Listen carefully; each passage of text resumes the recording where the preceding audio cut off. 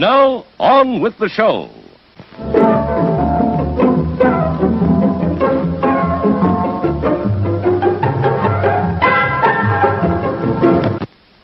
And now, on with the show.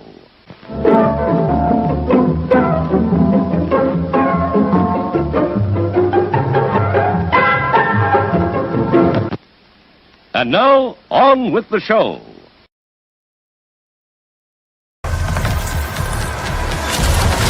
Exactly what kind of a lawyer are you? Really good one.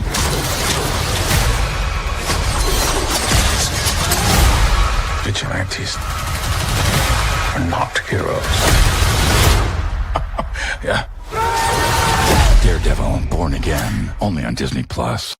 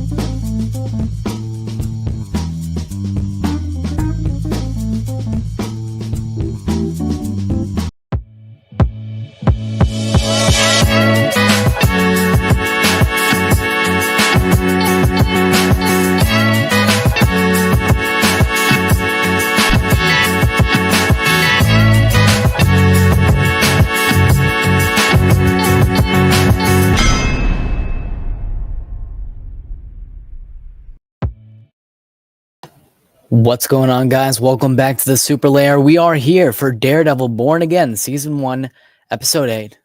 My brother, JG, how you doing today?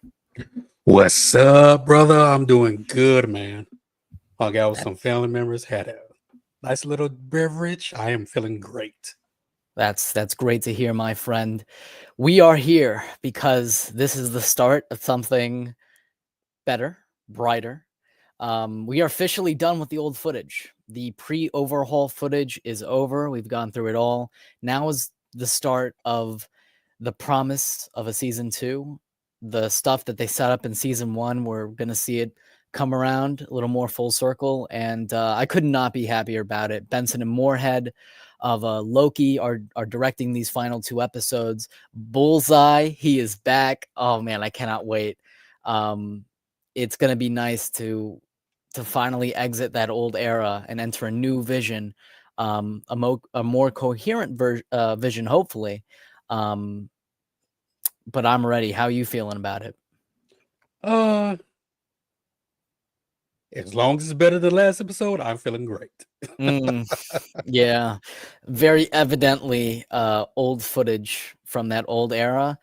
As more time passes, the more I dislike that episode. Rewatching that Muse fight, choppy as hell. It was a struggle. Not a bad episode, but also just not that good. And we need to move on from that. So this is gonna hopefully be the start of it.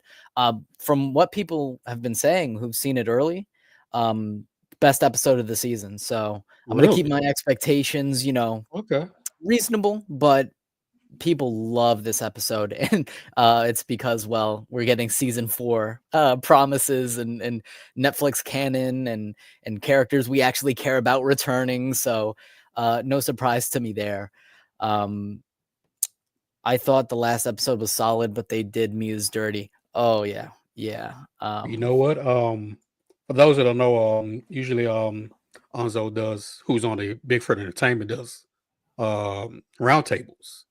And one of the things that was mentioned, I'm going to say their names because if they're right, I'm sure they want their shout outs. Danny, the word to wisdom. Who else said it? Brian Grizzly, that's part of the Spoiler team. I mean, Spoiler Kings. Those I Spoiler Kings. And Chris Knight from Chaos Central. They both think that wasn't the real Muse. And that the real Muse is possibly Kingpin's right-hand man, the one that killed Luca. Interesting. I also heard theories of Adam, because apparently he's an artist, he's a painter. So I get that line of thinking. That's a theory that could make sense. If that's the last we see of that iteration of Muse, though, man, wow. Yeah, like, why give him the whole prototypical comic accurate suit and everything? It didn't make sense. Right, slowly building him in the background, whatnot, for that to be the outcome. That's But I mean, if it's true, hey, shout out to them for thinking about it.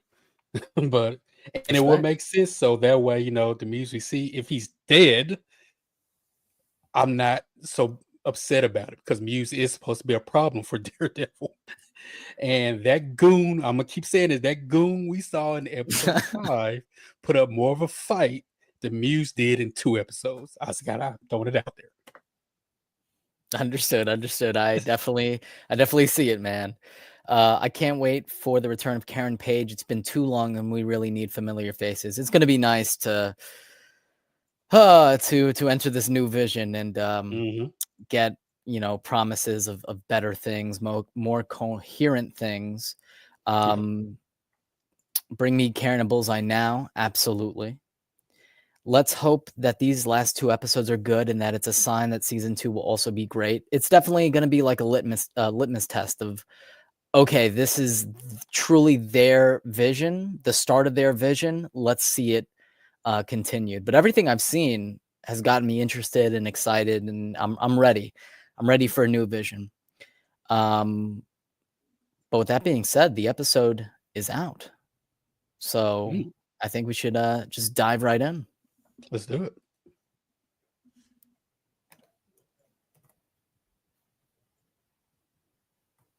All right, gonna send this in the private chat.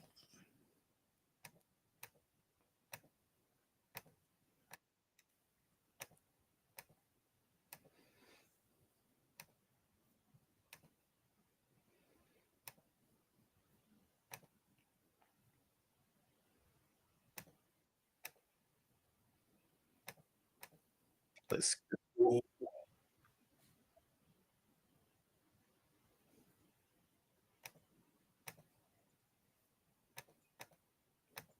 All right, with that being said, Daredevil Born Again, episode 8. Let's do it.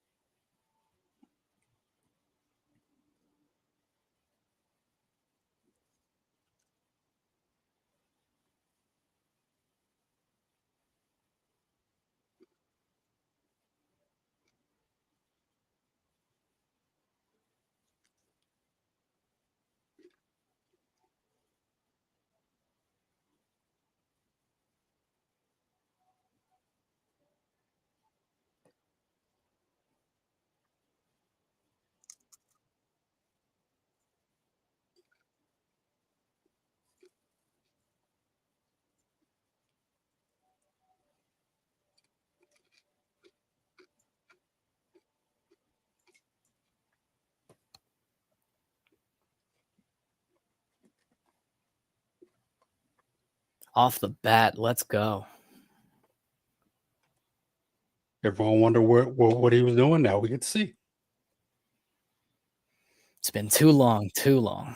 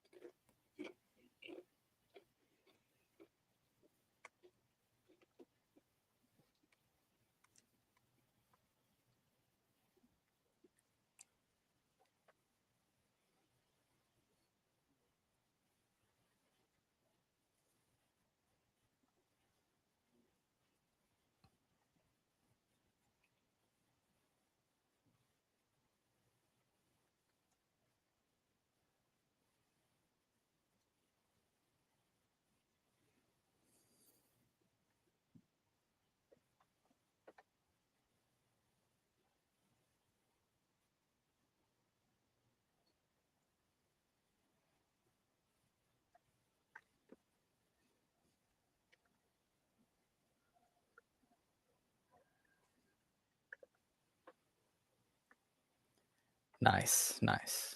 Okay. To think that he was never even in the initial version of the show is like us being here is a blessing. Blessing. Yeah, I mean, thrown off the roof, episode 1, and nowhere. Just vanished. Man, you can just tell. It's been a journey for better or for worse to get here.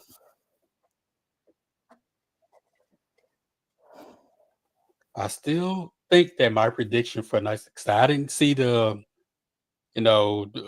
teaser for next episode or this episode. But I really think that this is the episode where everything comes full circle, where Fist finds out that Heather is Matt's girlfriend. Matt finds out that Heather's the one that's their therapist. That's my prediction.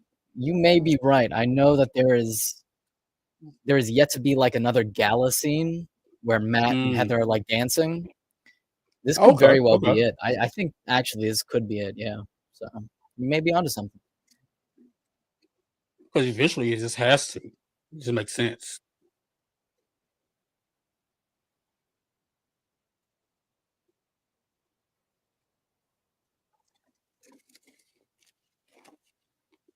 Love that intro.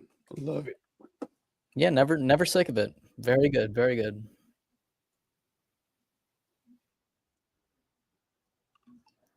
Benson and Moorhead finally.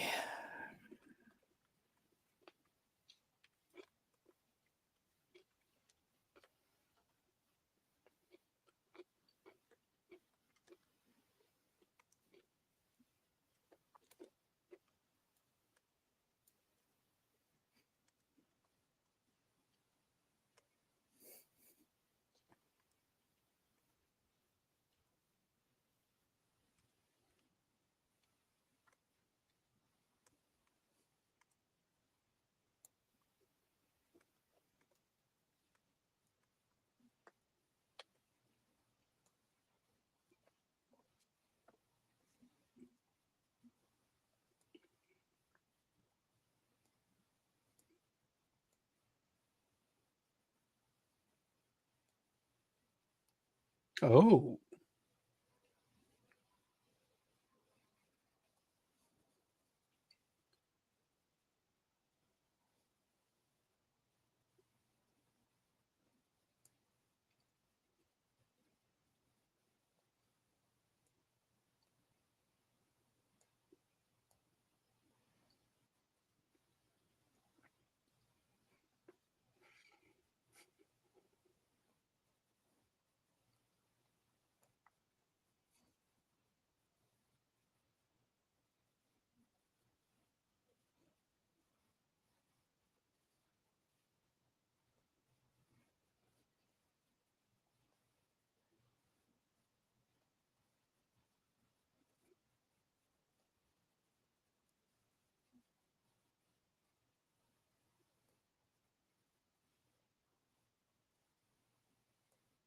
Mm.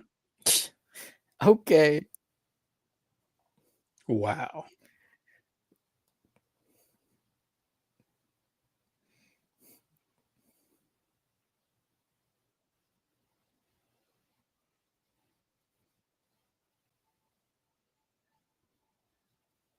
Uh-oh. Oh shoot. Here we go. Now we starting somewhere. Things are ramping up.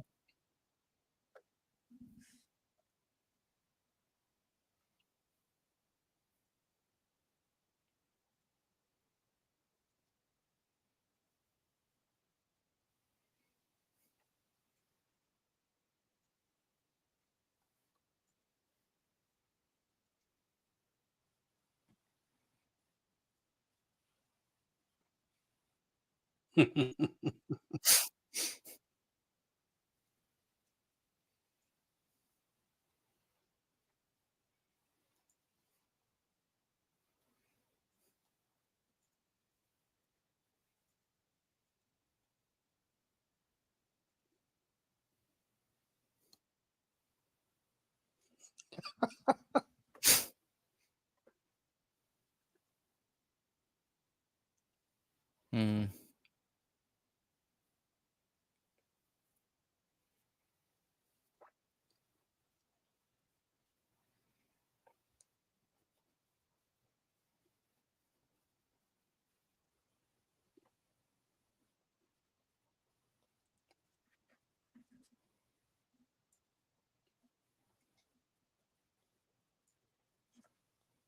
Mm. That's got to be the gala invitation. Yep.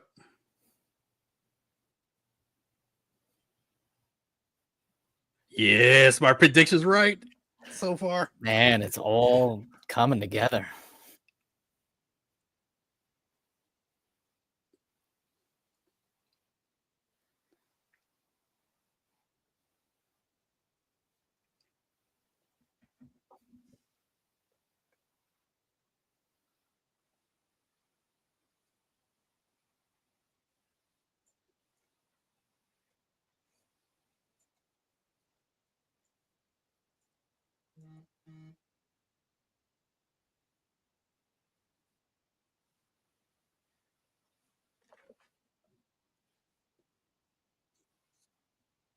Mhm.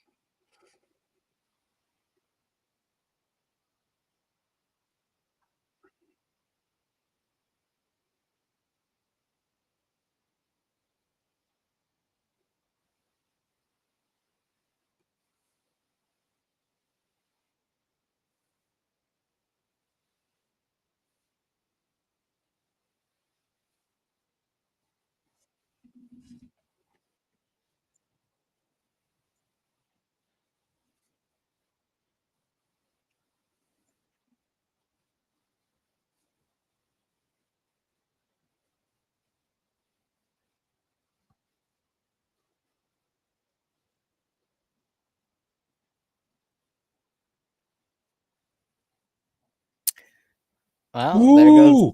there goes that Muse theory. I told people in the round table she has a talent for survival. I said it. Wow. Well, he's definitely not Muse. Yeah, no way.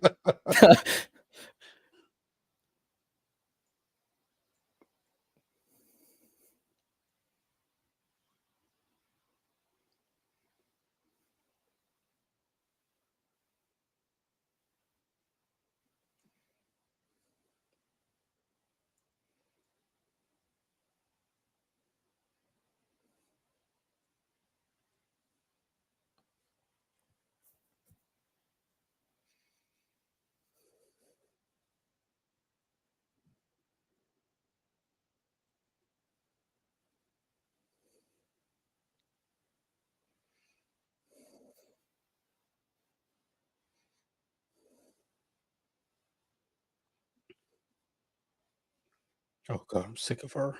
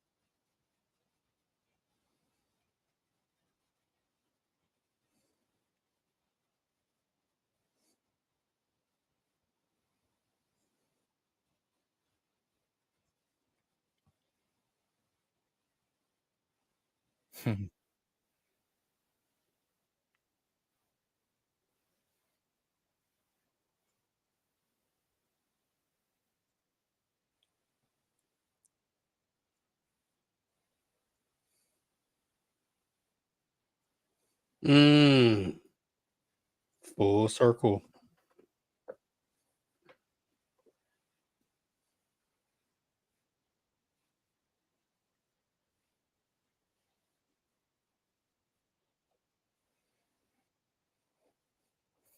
He's gaining his weight back. You can see if you notice. Yeah, he definitely looks it.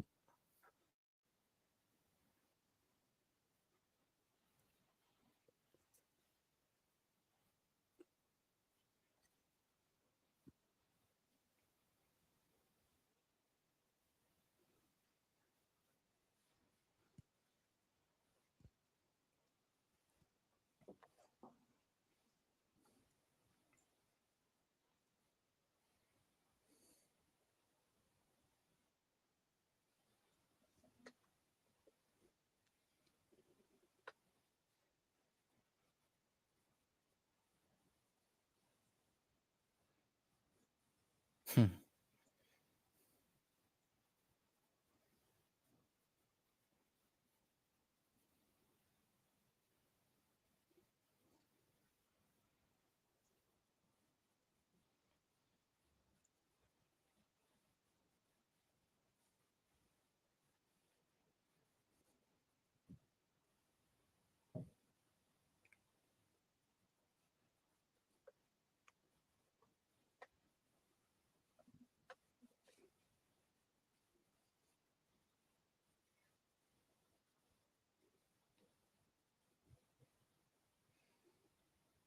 I will glaze until I can glaze no more. Exactly.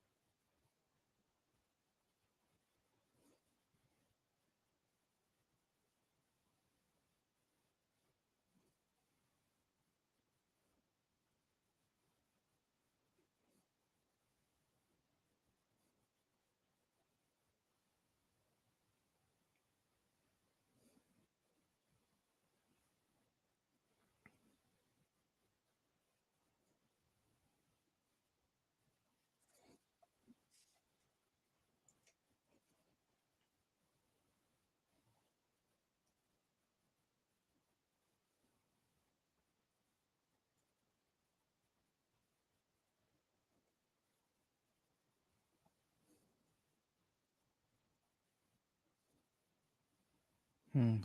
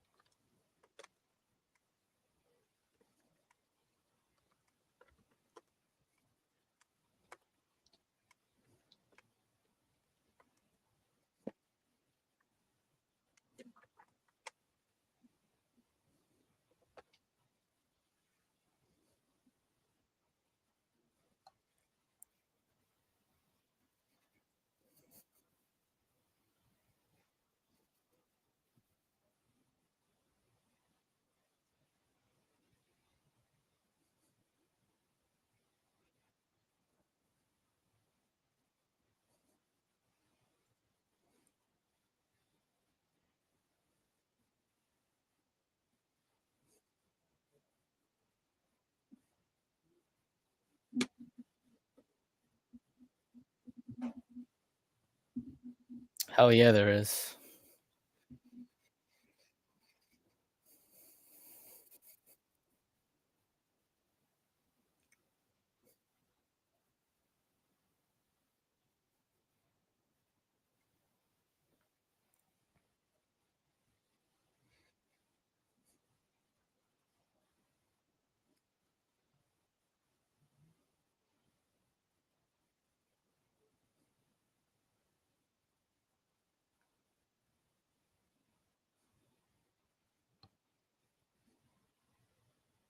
Mm.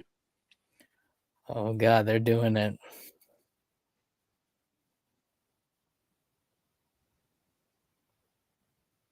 They're doing it. Wow.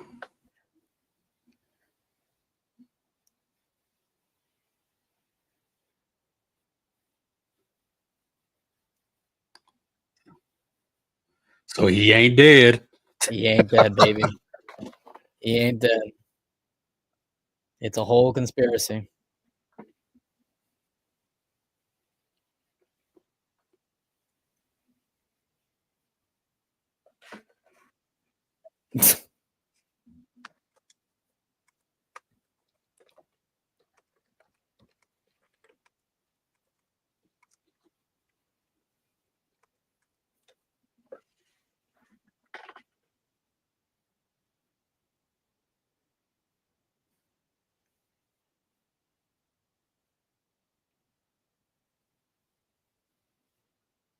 Yes, give me more, give me more.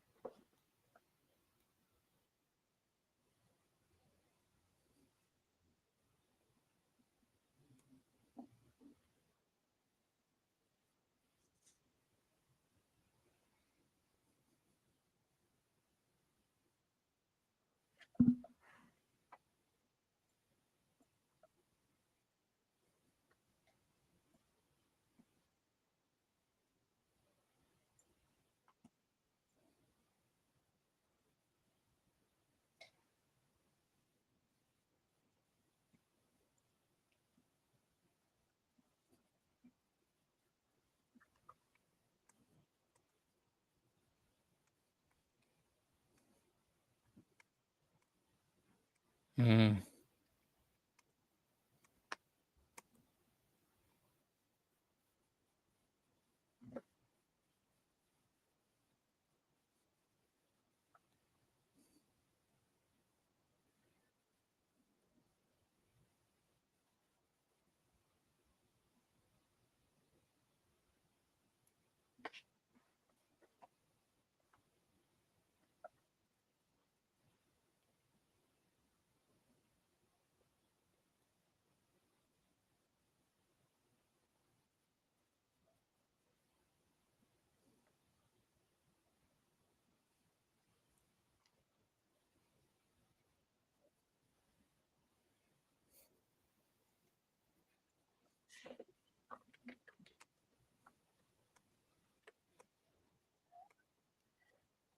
Oh.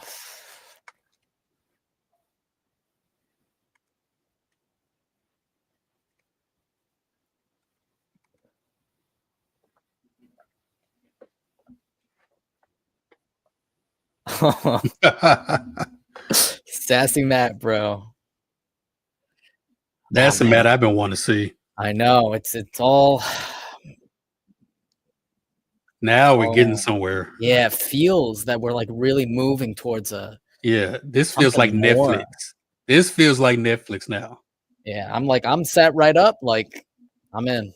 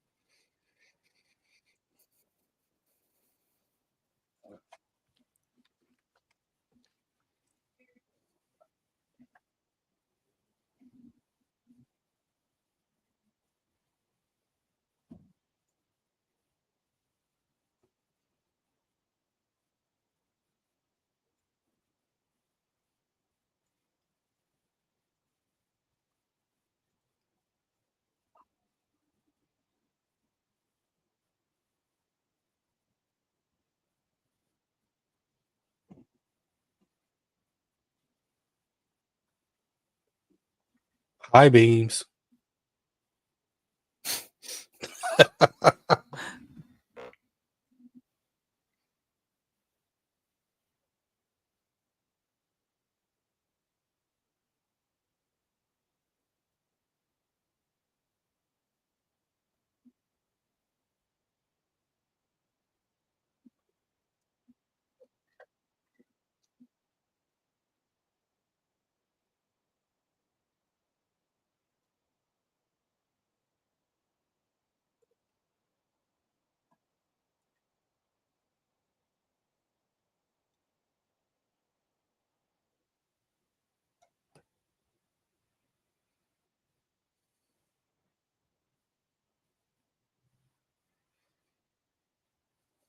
Oh, this is gonna be good, man. I know it's coming.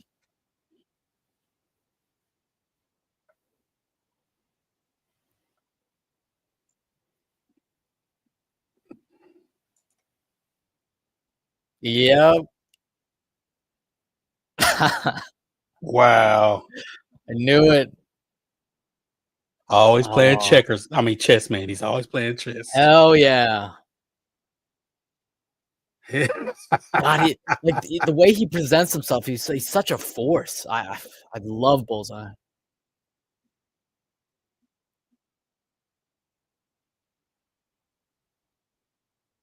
Oh man, I love Bullseye.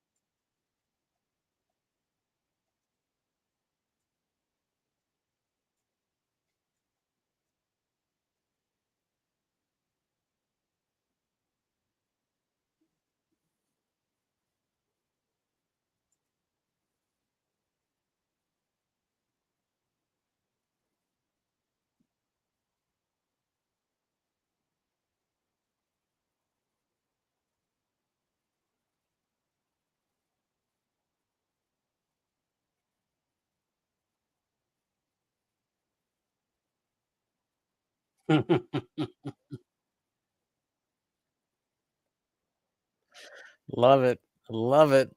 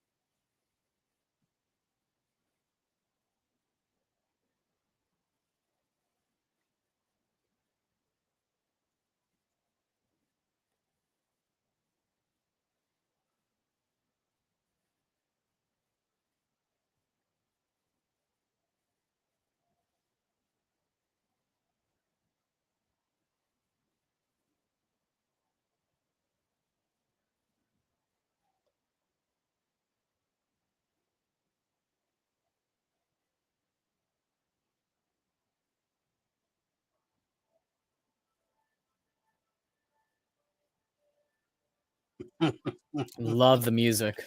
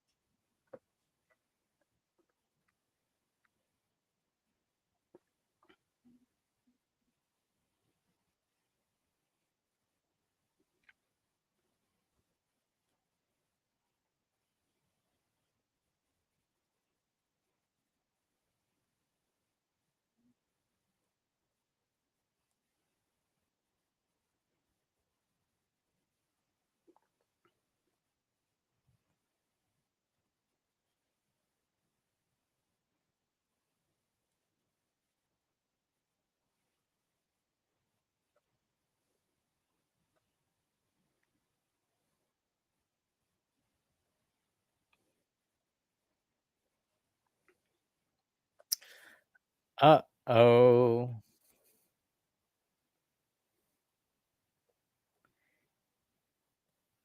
He's got dirt on him.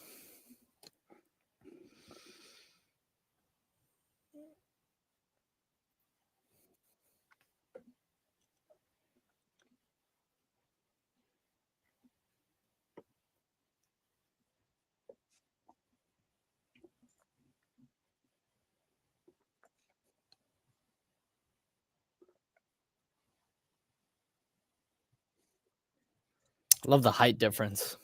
Hmm.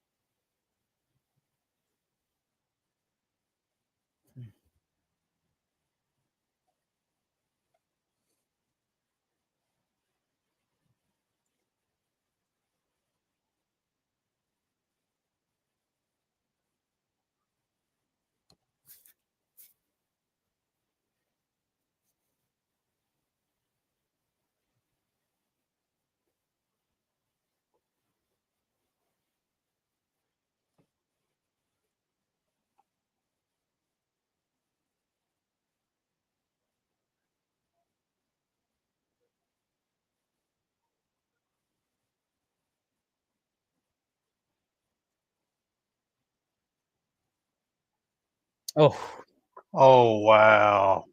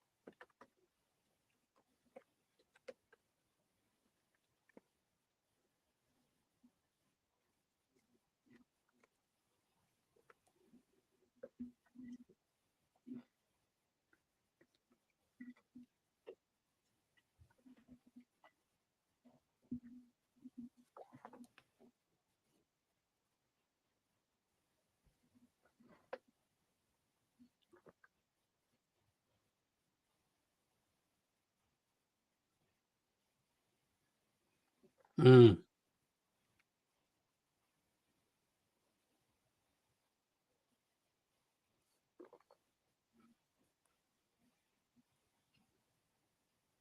mm,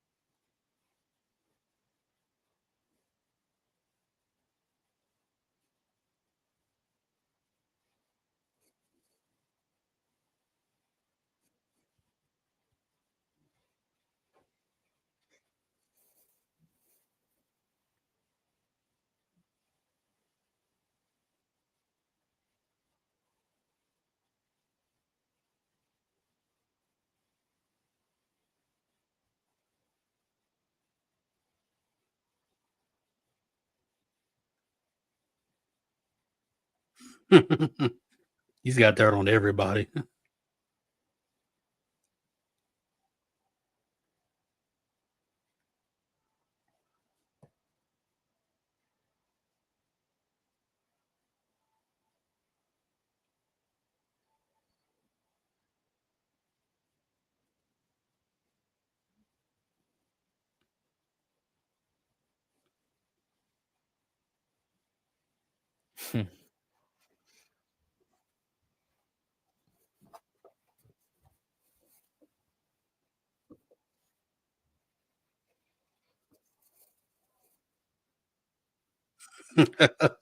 Perfect song. oh, that's great.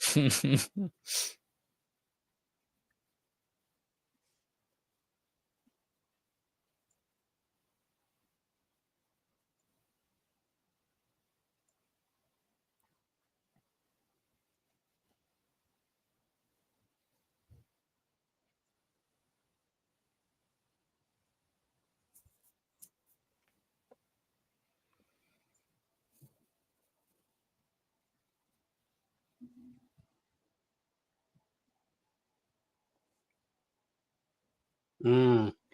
Hell yeah.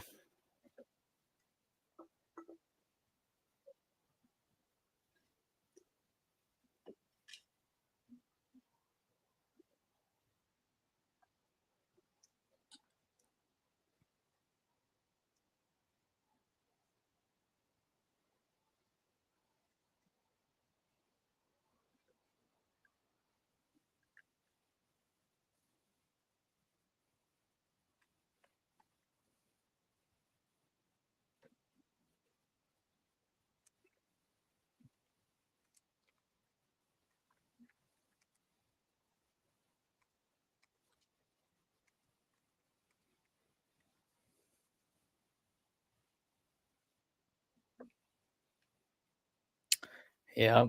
Uh-oh. Yep.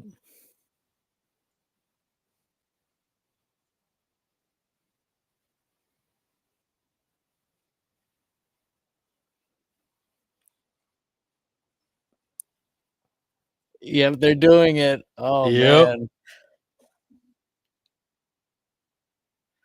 They're doing it. Foggy's alive, man.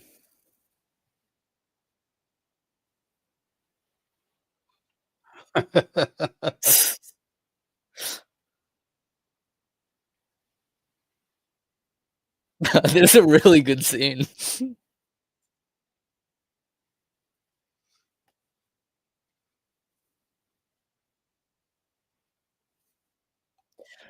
Oh shoot. Is he gonna let loose? There he is.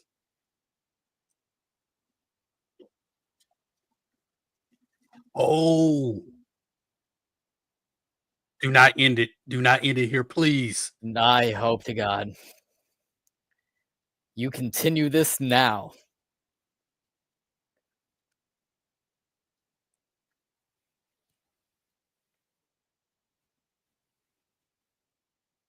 Hmm.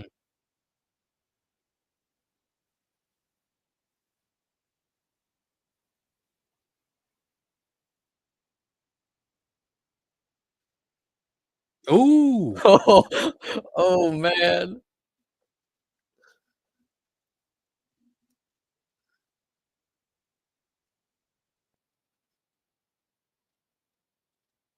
Aspect ratio changed. Love it.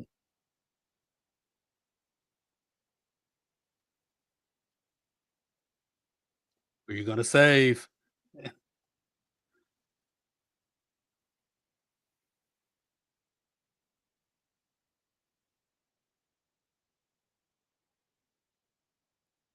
Ooh.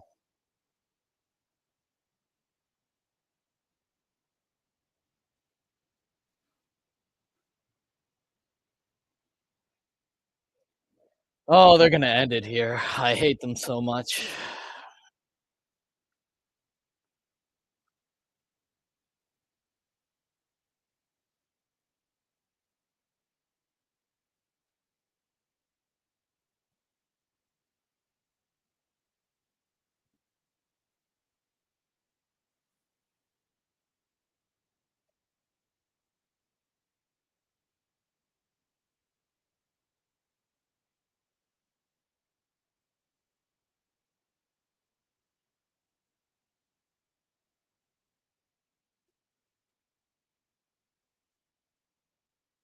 Oh God, I hate them. Ooh.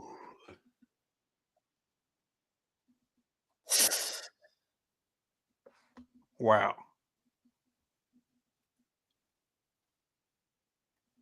Family is 20 minutes in, not it's so Man, we must talk. oh.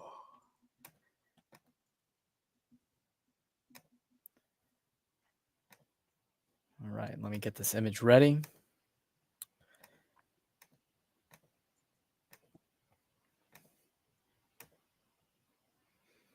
Man, okay. We are here with Daredevil, Born Again, episode 8. And it's really, really good, man.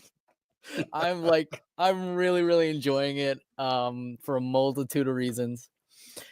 We know that this is of the new vision, the new era, post-overhaul.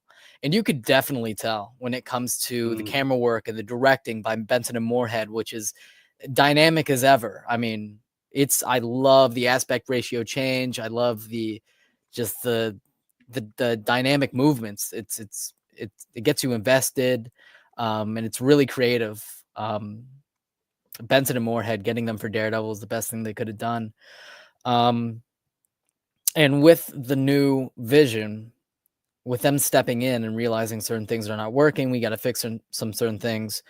We get more like through line with canon and Netflix era acknowledgement, whether it be, you know, directly referencing season 1 with Ben Urich's death, Bullseye finally like at the forefront, which is awesome.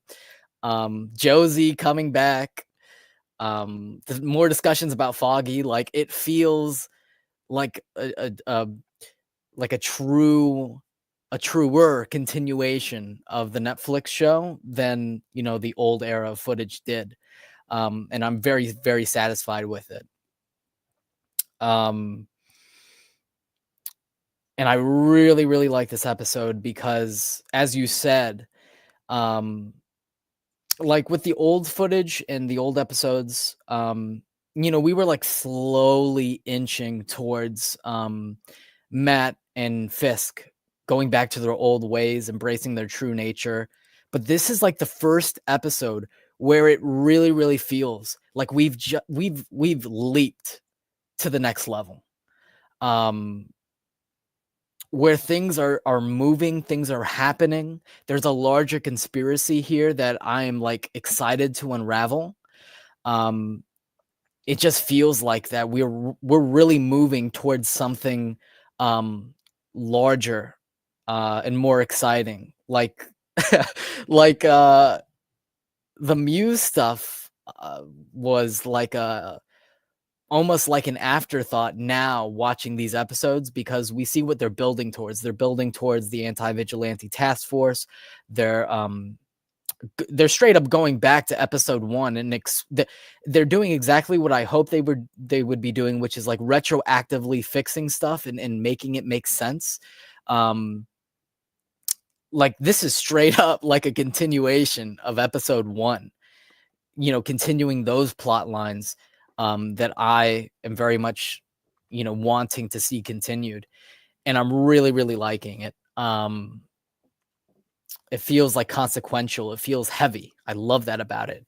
And the best scene by far is the gala, them dancing, them switching partners, which was great. They finally get to have some one-on-one, you know, time with each other, discussing, you know, again, unraveling this mystery. And, you know, I'll just say it right now. It's very evident what they're doing with Foggy. Foggy is alive in the comic books, which they directly like put on social media. Like, yeah, we pulled from this, you know. Foggy is put into witness protection program, into a WITPRO, right?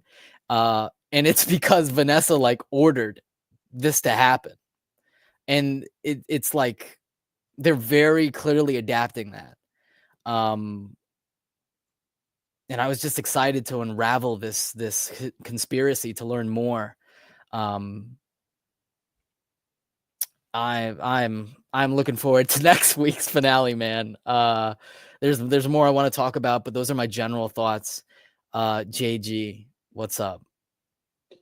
It's about time, dude. If Yeah. they had done this earlier in the season, just imagine how much more they could have done this season. But I get it. I get it. You know, you want to appease the people that want their stuff in there. Okay, fine. I'll give you this. But these last 2 episodes are mine. And so far, so good. I predicted that this episode would be kind of a, you know, I mean, everyone's gonna find out who everyone is, right? Mm-hmm. You know, everything's gonna come full circle, like I figured it would, because you got 2 episodes left. You can't do this in the next season. You need to do this now and get it out the way. You know, I mentioned that, hey, Matt's gonna find out that Heather is their therapist. You know, I'm still wrong about the Heather thinking Matt's Daredevil, but I'm sure it'll happen next episode. It got close. It got It really, got really close. close. It got If real close. If Bullseye didn't, you know, take the shot, you know, Kingpin was gonna spoil the fun. Exactly. And I mean, Bullseye, I mean, you can kind of tell that he wanted Matt there for a reason. Because he knew, almost like he knew Matt would go crazy. And that was his way of escaping. I don't know. Everyone's playing chess this episode. Okay, what just happened? Can you hear me? Yes. Okay, my freeze froze. Everyone's playing chess this episode. So anything's a possibility at this point. One thing I mentioned is that I thought that Vanessa had a talent for survival, to quote Russell Crowe in Gladiator. You have to offer Luca because you know that he'll flip on you in a second if someone's a higher bidder. And now, like we hoped would happen, she put the hit out. Foggy's alive. Okay, cool. I'm okay with him supposedly dying in episode 1. I'm cool with that now. Let's see. Oh man, I gotta watch this episode again because it's so much. I'm excited to rewatch it. I am so much. I can even watch the last episode. And I'm like, I'm not doing it. I refuse. But this the episode, difference, bro. The difference. Yes, cinematography was a lot better. You know, Matt going. This felt like a continuation of Netflix. And that's what we've been talking about. Hey, this is what Netflix did and why we fell in love with this show. Disney is kind of torpedoing that. Okay, now you're back to where you should be. See, I'm trying to think of what else. Oh man. I mean, dude, everybody's playing chess, man. It's like a chess match to see who's going to checkmate somebody. This when everyone has a check here, check there, something gets in the way. And the game is prolonged. Right? It is, oh my goodness.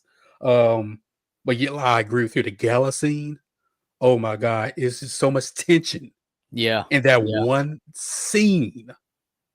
Right? Like, oh my goodness, man. And we see that Fisk, you know, it's one thing I mentioned during the roundtable was that I believe that Vanessa needs Fisk alive because together they can rule politically and on the underground.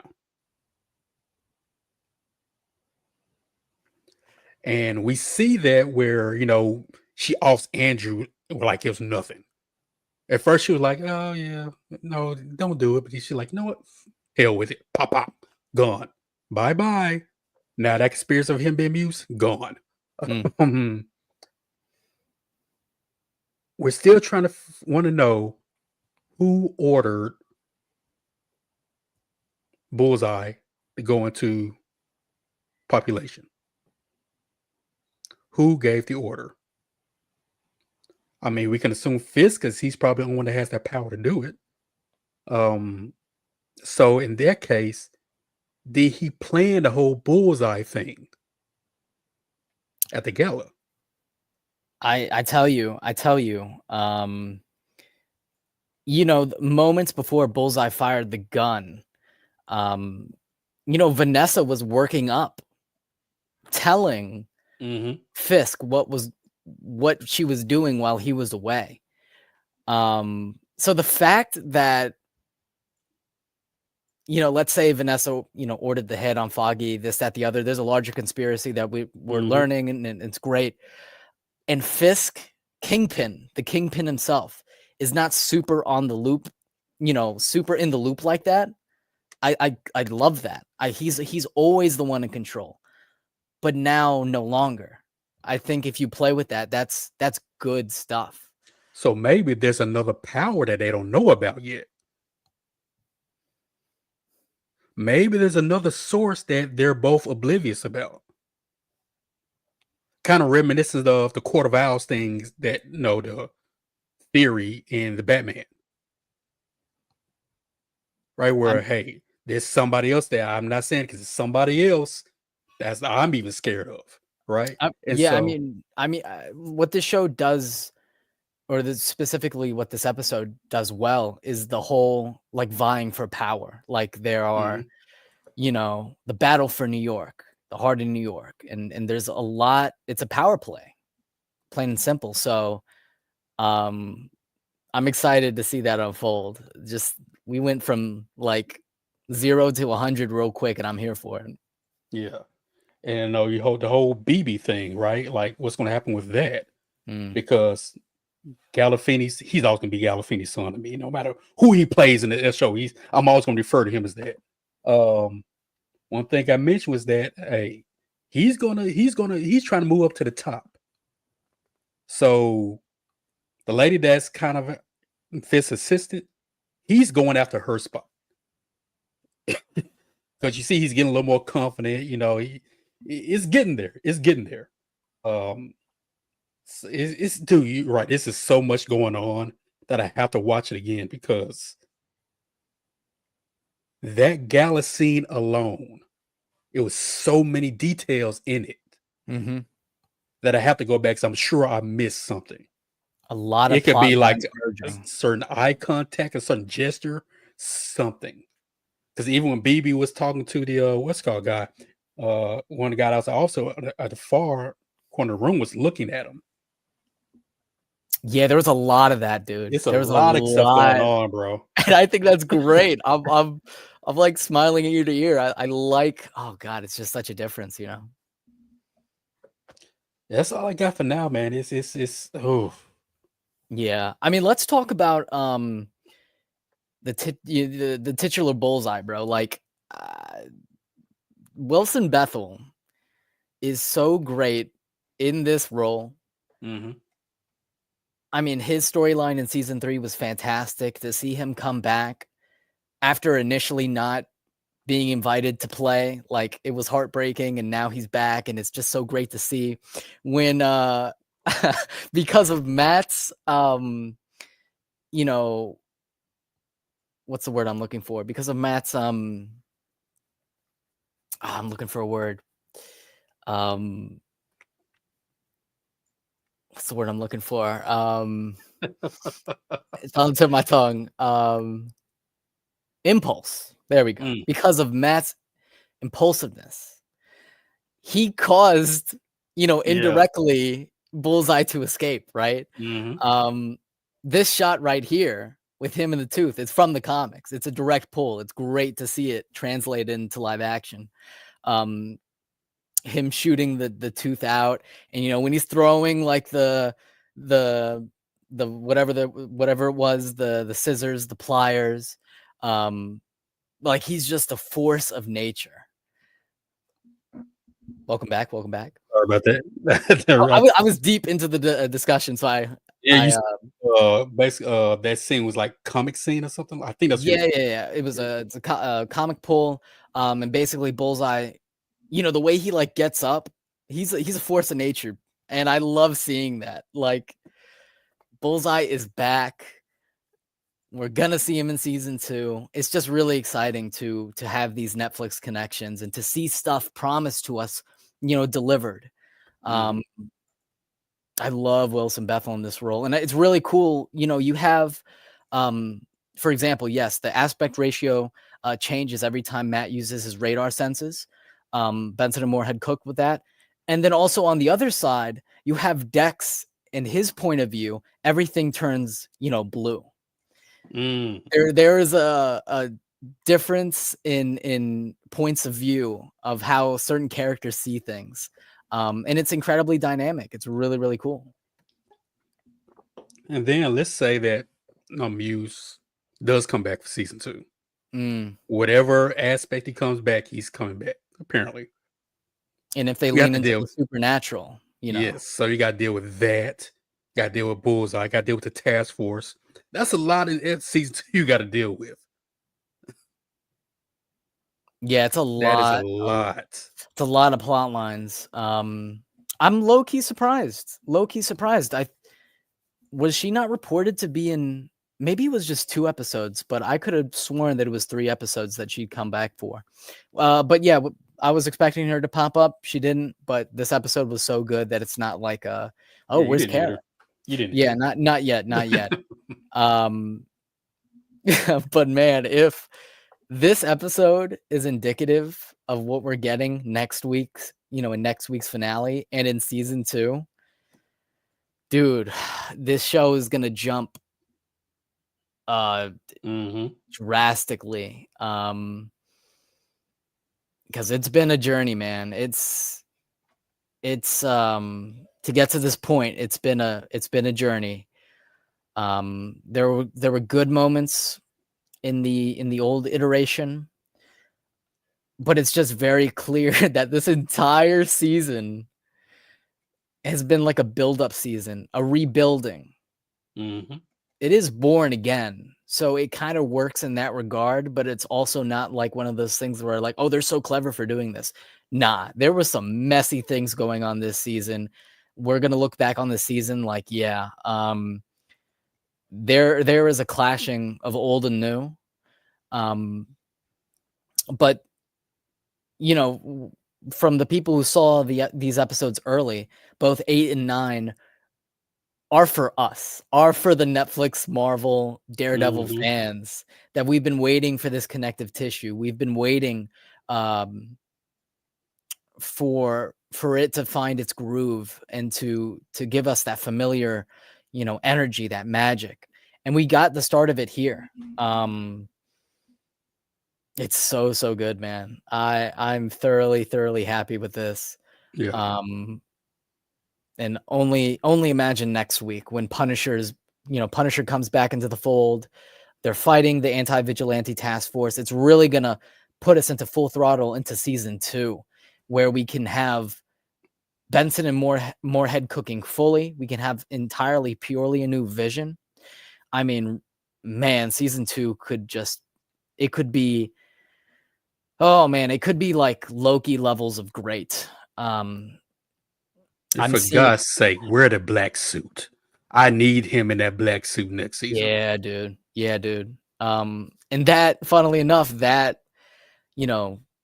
those set photos where he's in the black suit, he's at Josie's. And guess what? He's fighting Bullseye again. They're going to have another rematch. That's got to be season 2, because Matt's going to have to be in the hospital after that shot. He's going to have to be. I mean, we know he suits up next week and he fights along Punisher, so this man better recover quick, because we need to. Oh my God, we're in it now. Don't stop, Oh, at least do a little month time skip or something. I don't know. It will make sense if he gets shot where he was and off he's up fighting like nothing happened. Like, because that wasn't a flesh wound. Yeah, that looked like it hurt. To the heart shot right there. Matthew Lillard could play the supernatural version of Muse. Yes, Matthew Lillard is joining next season, and that's just exciting casting. I mean, who doesn't love Matthew Lillard? The iconic Shaggy himself. And who he's playing is like nobody knows. Secret character. So seeing him involved is going to be really cool. Maybe he's someone on the task force. Who knows? Matthew Lillard, make him Professor X. Let's go. Oh God. Let's focus on getting just a purely great Daredevil season first, and then we can do the setup. But yeah, that's exciting, and just oh man, it's very very promising. I mean, just the difference in like I was just actively sitting up in my seat, like fully invested in unraveling this mystery, this conspiracy, in liking character dynamics and moments, in liking the building of tension. There's a lot going on that's working. Thanks to Benson and Moorhead, and of course Dario writing, that definitely helps. Who was involved with Netflix's Punisher. So the pieces are finally falling into place, and like I said, it just feels like we've jumped so incredibly high to a next level, to where I want it to be at like Loki levels of great, because Loki is still the best MCU Disney Plus show. I agree. Still. And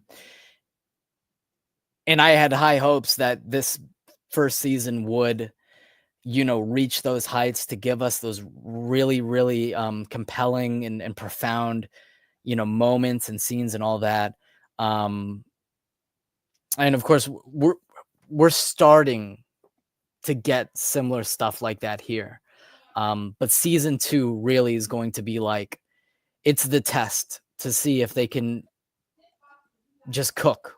And this is an indication. This is like, it's very, very promising. Loki season 2 is the best. Yeah, like Loki seasons 1 and 2 just thoroughly impressed me. I adore Loki, and it just shows what you can do with, it's not even an action driven show. It's very much character and drama driven. You can absolutely do that with Daredevil. And they partially fumbled this season, but this is the start of something very, very cool, very, very exciting. As I was watching this episode, I started having issues with this season due to the lack of Daredevil in this season, and hopefully that changes in season 2. Watching this episode definitely makes me look back at prior episodes this season and just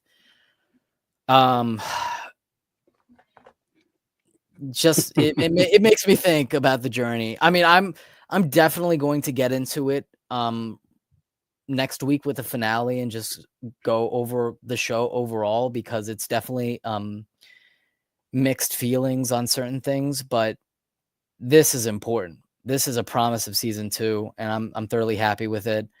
In terms of negatives with this episode, they're kind of just like the same as we have seen before. Like Kirsten, nothing, flat, thin character, who is once again here just to be like, what's going on with you? What's going on with you?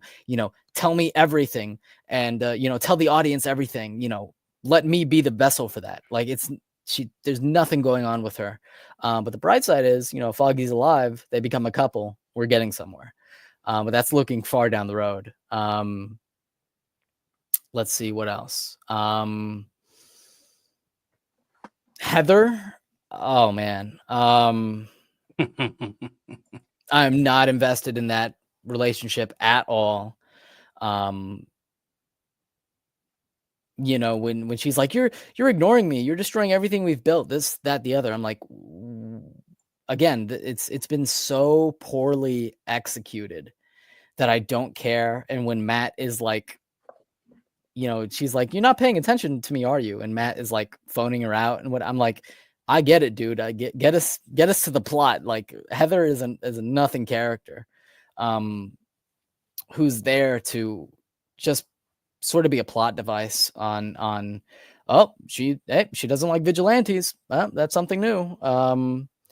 That's not. There's no. I mean, there's a little bit of chemistry, but it's not like it's not nearly as compelling as they think it is. It's falling flat entirely.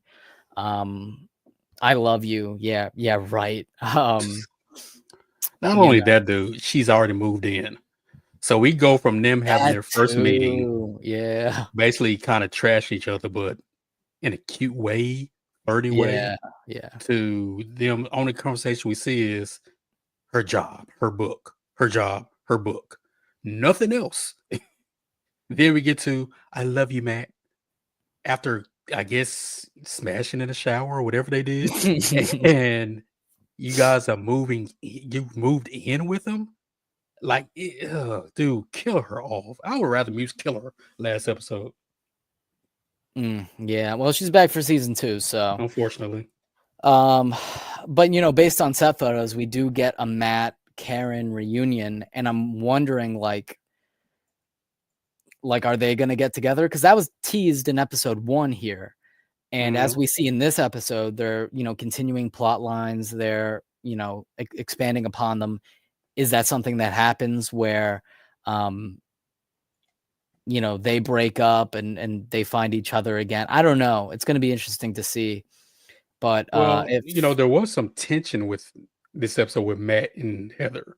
Mhm. So maybe there's constant tension, and Karen comes back into the picture, and maybe if Foggy's alive, he comes back, and bye Heather.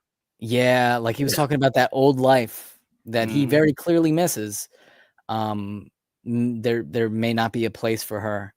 And just generally with, Matt blocking her out and him, being Daredevil again, them just fundamentally disagreeing with each other. Like it definitely seems like they may be planting seeds for like, oh, this is not going to work out.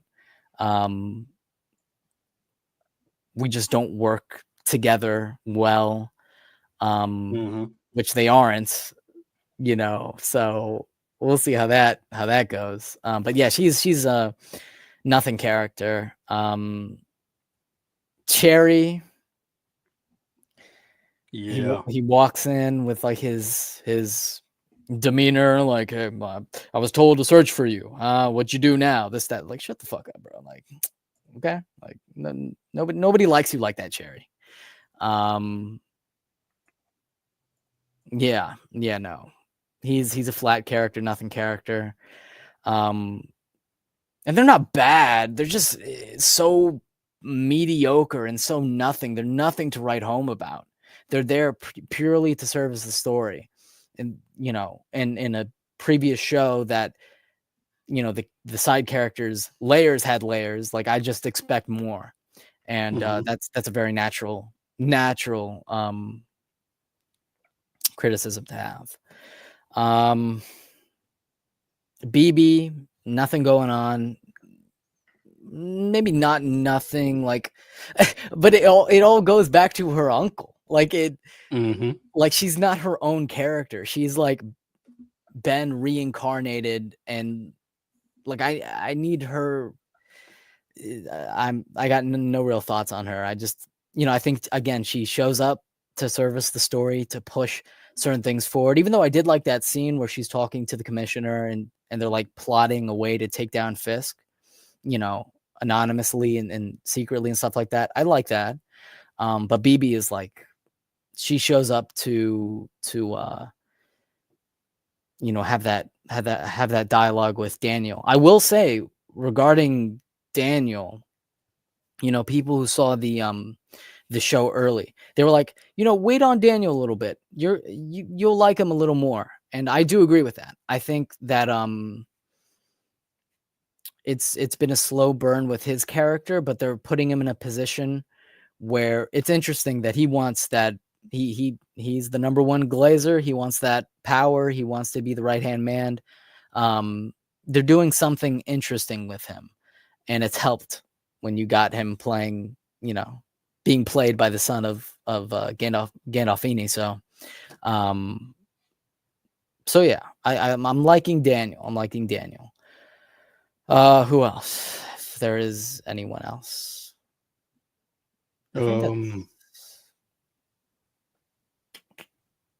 I guess the crooked cop on the task force, I guess, Ooh, put the guy's hand in the grease. That's a good one. Glad you brought that up. Yeah. What did you think about that? He's playing a crooked cop well. Yeah.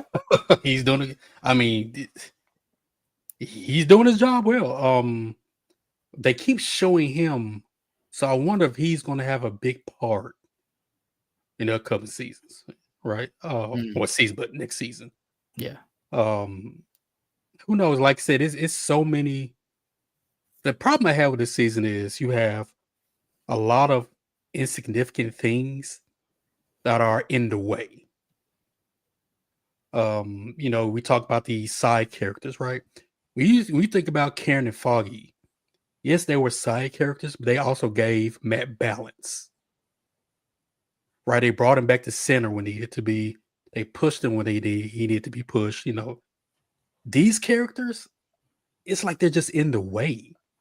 Right? It's like Heather seems almost like more of Matt used her as a distraction to distract himself from reality. Maybe. The whatever the lawyer, whatever her name is, the one that's always saying, Matt, we need to talk. Matt, we need to talk. Every time you see her, All Matt, the we need to talk. time. Matt, we need to talk. Matt, we need to talk. Like she serves no purpose. Right? Cherry serves no purpose. Right? But like you said, but to be a plot device to move the plot. But my thing is, they are so insignificant to me. Do you really need them to move the plot? And this episode, I mean, on account of, I mean, okay, it's episode 9. For me, I would say episodes 3, 5, 6, and 9 are the best episodes. Yeah, I'm with you. Not saying they're all good, but they're the best. So that's 4 out of 5, 4 out of 5. I mean, 4 out of 9. So we have 5 episodes that really didn't need to happen because they serve no purpose. That's just for me. Yeah, no, I get that. I think everyone agrees, especially if you're a Netflix Daredevil fan. Like we've gone through so much just to get to this point. As Film Elite has said, the entire season is definitely a slow burn to getting what we really want to see. Definitely boring me to death. Interesting. 100% just stuffing useless stuff in there to fill the episodes and drag it out. The whole story of the season could have literally been told in 3 to 4 episodes. Yeah, I'm with you, man. I just named 4 episodes I thought were the best out of all 9. So yeah, you're right. You did, and it's tough because like the White Tiger stuff, really really good. We like episode. What episode was that? 3. 3. Okay. White Tiger stuff was really really good. And that was all of the old pre-overhaul footage. But it's one of those things where if it would have cost them, they would have lost money on it. And they would have you know, I'm sure they would have felt a certain way about wasting money and maybe it's not going to be profitable now because we're just throwing money in the trash or whatever. But it's one of those things where if you step back and you're just like, if they trash this entirely, take stuff from the old pre-overhaul footage that worked, incorporate it in there a little better, and not rely on piecing half old stuff, half new stuff, you could have had a truly great season. If they had the courage and the just the conviction to just be like, we believe in art. We believe in not making things a Frankenstein monster. Let's make this work. Let's start from scratch. Like if they had that mentality, instead of like, oh, it's content. Let's just try and make this work. Let's try and salvage this. Very similar to like Justice League or something like that. That sort of, you know, like, okay, this is kind of working, but we need this to work. Like we need to piece this together, and it just becomes this like amalgamation of just clashing.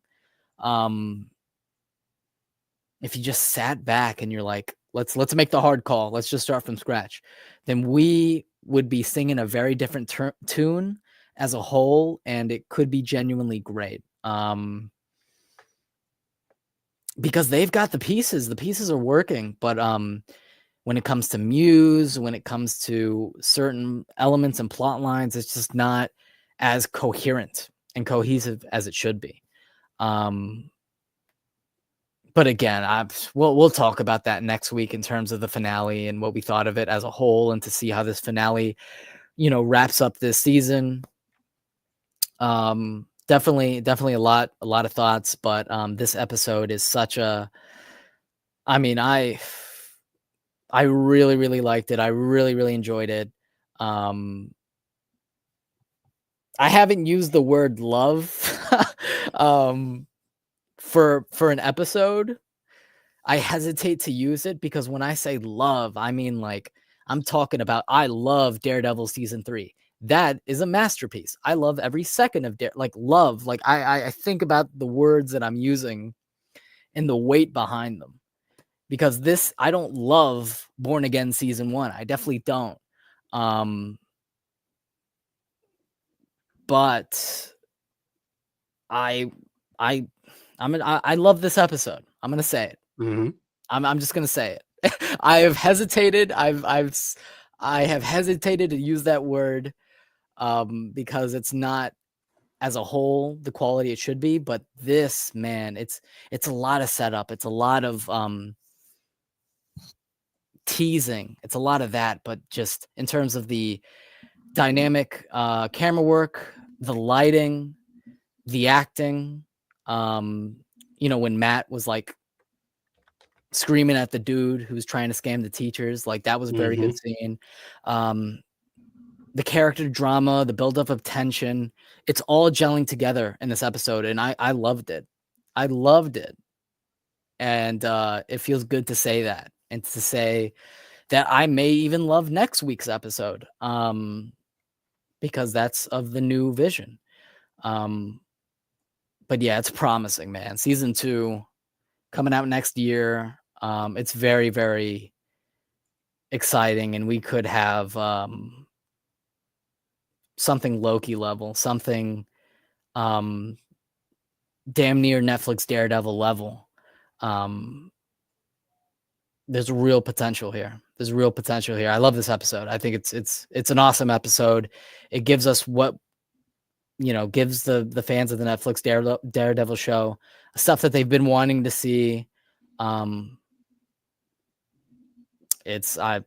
enjoyed it. I enjoyed it thoroughly. But that was the episode. 9 out of 10 episode. I respect that. Mm-hmm. I love this episode. I do. And I can't wait to rewatch it and pick up on certain things, and, you know, continue it next week. Yeah, see how it comes to a head. But yeah, that's been the episode. I think I've said everything I need to say about it. Happily enjoying it, happily glazing it. So it's nice to feel that season 2 is going to be the true season 4. It definitely feels that way. And listen, man, like I never thought that this show was going to be straight up like bringing back Eric Olsen of season 3, like just jumping right into it as like a absolute pure season 4. Like the show is called Born Again, right? They're gonna bring a new Marvel Studios flair to it. They're gonna change certain things up. They're gonna do some stuff that needs to be done in terms of glowing Daredevil up in terms of his power set, delivering more dynamic camera work. They're gonna give us, you know, new aspects. It's not entirely going to be a season 4, which I was understanding that. But if you're gonna do something new, if you're gonna go out there and ask the Netflix Daredevil fans to take in something else, you got to deliver. And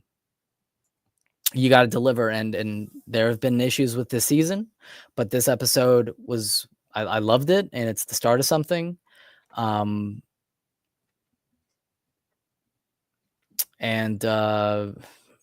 Toggy's alive. That's good to know. Just how it all comes together is going to be very interesting, because this is a 2-parter. Like this season 1 is a part 1, season 2 is a part 2. So again, retroactively making stuff better and us maybe looking a little more favorably towards the season 1 is definitely possible. We need to see the entire vision. But yeah, episode 8, love it. Love it. Any final thoughts on this episode, JG? Yeah, it was very tense from beginning to end, and I loved it. When they announced Daredevil Born Again was coming out. I mean, look, at this point, I'm comparing everything to the Penguin because the Penguin is just top notch. How you do a show in a comic book realm, even though Penguin isn't really he's not Batman, he's not that, but what they did with the characters, the city, the environment, camera work, everything else, I'm going to compare it because that's a standard I want to see. And Daredevil could have been the MCU's Penguin, not to the same, not to that same regard as far as being peak, but for the MCU peak for what because you think about New York, Hell's Kitchen. I mean, you could do so much, so many things, especially with the Disney budget. Yeah. And yes, I do love this episode, but man, the slow burn to get to this point was excruciating. It was just, oh my God. It was a big ask. A big ask. Yes. And had I not been doing these watch parties, I would not be sitting here watching episode 9. I might have been done after episode 2. Like, I'm done. I'll watch it later on. But I'm not. But yeah, this was a really good episode. I mean, the tension from the opening scene, right? It was just tense all the way through. And next episode, man, it's got to end in spectacular fashion to where it leaves you saying, I cannot wait for next season. And maybe it ends with Foggy opening his eyes somewhere or something. I don't know.